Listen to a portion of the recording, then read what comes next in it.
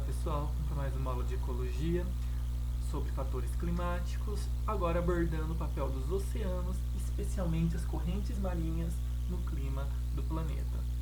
Então, começando, lembrando que os oceanos se formaram depois que a crosta terrestre se solidificou, com as chuvas, como tive na aula de clima, e ao longo das chuvas foi havendo intemperismo das rochas, levando muitos sais, muitos íons acumulando nas bacias oceânicas.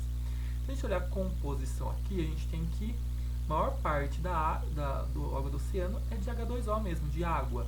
Depois cloro, sódio e outros minerais, sulfato, magnésio, cálcio, potássio e metais traços. Olhando aqui nesse gráfico setores, a maior quantidade de sal que nós temos no oceano é de cloro. Depois sódio, sulfato, magnésio, cálcio, potássio e outros. Entre esses outros, o que mais a gente tem na água do mar? Dióxido de carbono dissolvido na forma de gás. Lembrando que gás carbônico adora água, diferente do gás oxigênio. Bromo, carbono, nitrogênio, gás oxigênio, silício, que é importante para o crescimento das algas bacilariophytas. E outros. Dentre esses outros, fósforo em menor quantidade. Lembrando que fósforo é um metal traço, é extremamente importante para o crescimento, para a formação de DNA, de RNA, de proteínas. Então, os organismos dependem de fósforo, é um fator limitante para o desenvolvimento dos organismos. Iodo, ferro, manganês e outros. Ok? Essa é a composição dos oceanos para a gente conhecer. Olhando a geomorfologia oceânica, ela é importante conhecer porque ela vai influenciar no movimento das correntes. No primeiro momento, a gente vai pensar nas correntes, nas massas de água que vão se movimentar, sem a morfometria dos continentes. Mas isso aqui será muito importante depois. Então, a gente olhar, aqui a gente tem a costa, essa parte verde, o litoral, onde a gente vai passear nas férias. Logo depois, nós temos uma região de baixo declive, que é a plataforma continental. Tá? Aquela parte que a gente entra, que vai aí alguns metros de profundidade, mas ainda é pouco. De repente a gente tem uma quebra abrupta. Essa quebra abrupta de profundidade é a talude continental. E depois nós temos a planície abissal, certo? Que é a parte funda do oceano. Então toda a região costeira é formada por uma plataforma continental. Os processos biológicos, maior parte dele, quase a totalidade dos processos biológicos, na verdade, ocorrem na plataforma continental, pois chegam nutrientes via rios, o que estimula toda a produtividade biológica nas águas costeiras. Tá? E essa morfometria de fundo será muito importante na formação das correntes. Essas correntes são dependentes de densidade. Então vamos lembrar do conceito de densidade. Mesma coisa para ar. A densidade é a massa sobre o volume. Então, se a densidade diminui quando a temperatura aumenta. Por quê? Quando a temperatura aumenta, nós temos a expansão térmica, ou seja, aumento de volume. Então, se minha massa é a mesma e o volume aumenta, o meu quociente vai ser menor, ou seja, a densidade vai diminuir. A densidade aumenta quando a salinidade aumenta, ou seja, a adição de massa, adição de soluto com o mesmo volume. Então, eu tenho o mesmo volume e adiciono massa, no caso sais, tá? Consequentemente, a minha densidade aumenta. Então, a gente olhando esse gráfico aqui, a gente tem baixas latitudes e altas latitudes. A gente percebe que nas baixas latitudes, perto do Equador, a temperatura é alta, aqui ó, 25 a 20 graus, mas a salinidade é de 30 partes por mil, tá? 30, 32, conforme a salinidade aumenta com o aumento da latitude, ok? Então a gente pode conferir através desse gráfico que as regiões tropicais, aquelas regiões quentes que recebem muita radiação solar, são influenciadas pela temperatura. Então a densidade de águas tropicais é influenciada pela temperatura. Quanto mais energia solar, maior expansão térmica, menor densidade. Já as regiões polares, as águas marinhas dessas regiões são influenciadas pela salinidade. Ou seja, eu tenho degelo e, consequentemente, tenho muita água caindo. Qual é a consequência? Eu tenho a diluição da minha densidade, a diluição do meu soluto, consequentemente modificando a densidade. ok? Então, as regiões tropicais e as regiões polares são afetadas diferentemente as suas densidades. O que é uma massa d'água? Uma massa de água é uma porção de água do mar com mesma densidade por toda a sua extensão. Mesma coisa que massa de ar. Ou seja, essa densidade ela vai ser influenciada pela temperatura e pela salinidade. Aqui a gente tem um corte de lado, né, longitudinal da bacia atlântica. A gente vê que tem várias correntes migrando para lá e para cá, tanto para norte quanto para sul, ok? Se a gente olhar a temperatura superficial dos oceanos, a gente consegue ver que na região equatorial, tá, a gente tem aqui uma estabilidade térmica maior, temperaturas maiores, porque são regiões que incidem maior radiação solar. Conforme aumenta a latitude, diminui a temperatura da água, pois está recebendo menos radiação solar. Se recebe menos radiação solar, tem menos calor sendo inserido na água, menor temperatura. Fora a inclinação do planeta, o albedo das regiões polares, como a gente já viu em aulas anteriores. Certo? A gente vê aqui, costa brasileira, são águas relativamente quentes, né? Ali dos 20 a 30 graus. Olhando aqui, um perfil, ó, norte, sul e norte, a gente vê que a área superficial, ó, 0 graus, aqui tem o Equador, 25 graus, 20, 15, essas aqui são termolinhas, né? Linhas de mesma temperatura. Dá para perceber que conforme aumenta a latitude para norte ou para sul, diminui a temperatura da água. Água quente somente aqui na região equatorial. A salinidade superficial dos oceanos ela é influenciada pela desembocadura de rios e pelo degelo.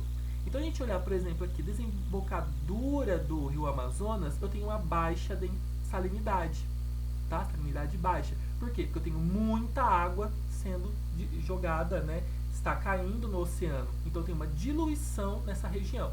Então, é uma água menos salina. Mesma coisa aqui no polo, onde eu tenho degelo. Eu tenho muita água caindo no ambiente, diluindo a minha solução salina. Tudo bem? E temos um perfil. Se você pegar a profundidade dos oceanos, o corte de profundidade, nós temos variações na temperatura, na salinidade e na densidade. Tá? E todos terminam com clina, que é uma mudança abrupta. Se você olhar aqui o perfil de temperatura, ela fica igual, de repente ela tem uma quebra e depois ela permanece praticamente constante. Essa quebra é a termoclina, ou seja, é uma região de mudança abrupta de temperatura onde eu separo duas massas de água, uma massa menos densa e uma água mais densa, o que pode servir de barreira biogeográfica. Salinidade, a mesma coisa, ela permanece praticamente constante, tem uma quebra, que é a haloclina, depois constante pode ter uma próxima haloclina, que são massas de água, isso aqui separa massas de água diferentes. Essas haloclina, termoclina são regiões de transição.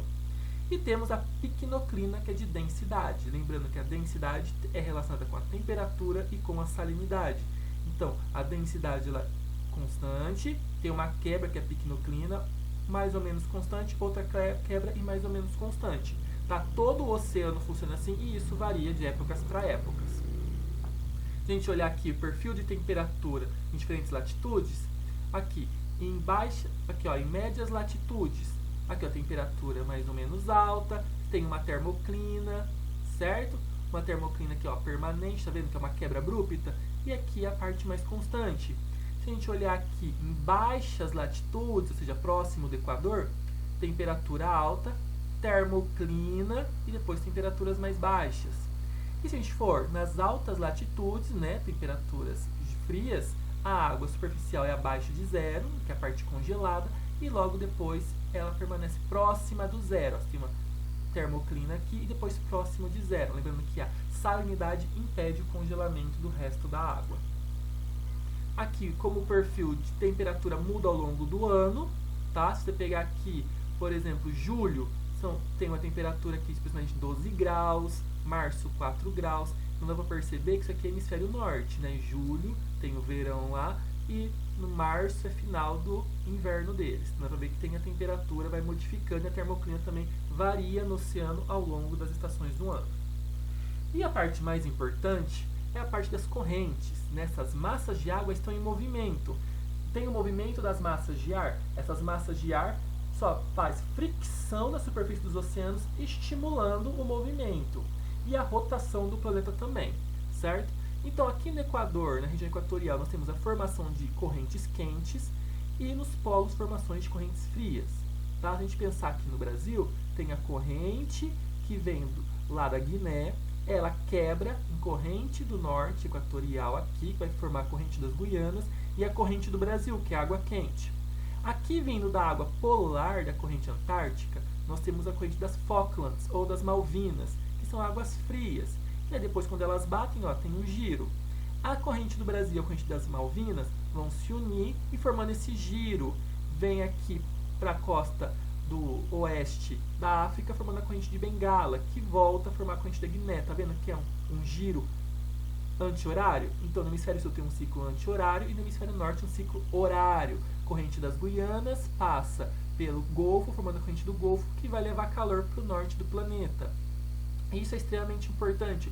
Como o oceano ele armazena, é a água, ela armazena calor por mais tempo, ela é melhor distribuidora de calor para o planeta do que as massas de ar.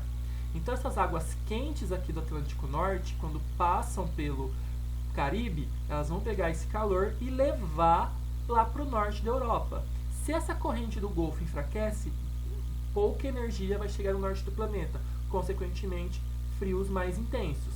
Se essa região norte do planeta, Canadá e principalmente a região da Europa, tem vida, não é congelado, é graças à corrente do Golfo que leva calor. Qualquer variação nessa corrente vai causar alterações drásticas no clima da Europa, certo? Então, essas correntes quentes levam calor e as correntes frias removem calor. Mas pode ver que quem tem mais força na região central do planeta são as correntes quentes. Lembrando, as correntes marinhas são importantes para distribuir calor. Consequentemente, as costas onde essa corrente passa, ela é mais úmida, são costas mais chuvosas. As correntes frias são ambientes secos, elas estão associadas a massas de ar seco. Então, por onde ela passa, ela vai removendo calor. São regiões mais áridas. Tá? Então, está próximo ao mar, mas posso ter uma floresta exuberante, como eu posso ter um ambiente seco, certo? Por causa dessas correntes frias. Então, as correntes oceânicas influenciam na distribuição da vegetação sobre os continentes, consequentemente, interferindo na biodiversidade. Considerando o Brasil, então, como eu falei, a corrente da Guiné vem lá da África em direção ao Brasil, bate aqui no norte no Rio Grande do Norte e quebra em corrente equatorial, que vai virar a corrente das Guianas, que vai lá no Caribe e vira a corrente do Golfo e desce uma da corrente do Brasil. E temos as correntes de Falklands ou das Malvinas que vêm do sul. Por isso que as águas do Rio Grande do Sul, Santa Catarina, Paraná e São Paulo são águas frias, não são águas quentes, e parte do Rio de Janeiro. Já a costa nordeste tem águas quentes, que são correntes quentes. Então, todo o Nordeste, Espírito Santo e a região norte do Rio de Janeiro estão recebendo a corrente do Brasil, que é uma corrente quente.